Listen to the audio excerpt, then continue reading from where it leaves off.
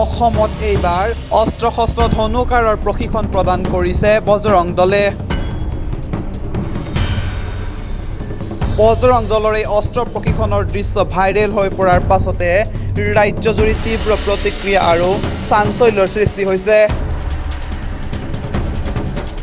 লাভ জেহাদৰ বিৰুদ্ধে 28খন জিলাৰ 400 গৰাকী যুৱকক একত্ৰীকৰণেৰে দৰং জিলাৰ মঙলদৈস্থিত মহৰ্ষি বিদ্যা মন্দিৰত অনুষ্ঠিত হৈছিল 4দিনীয়া প্ৰশিক্ষণৰ।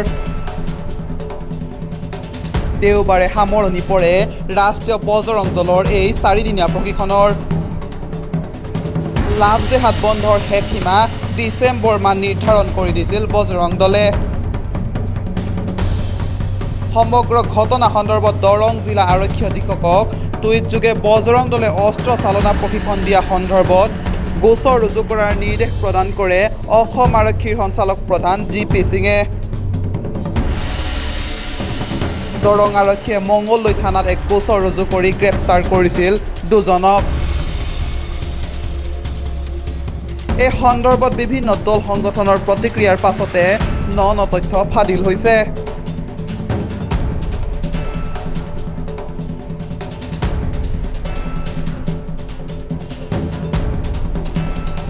Bureau report, news 12 Assam north east.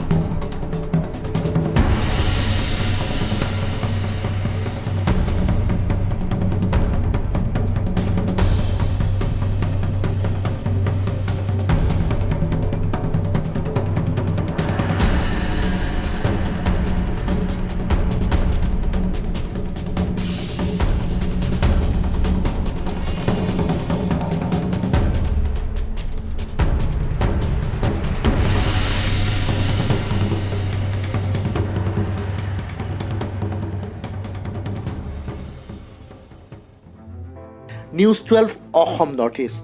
যাত্ৰা আমাৰ অবিৰত, সংকল্প অপ্ৰতিৰোধ্য।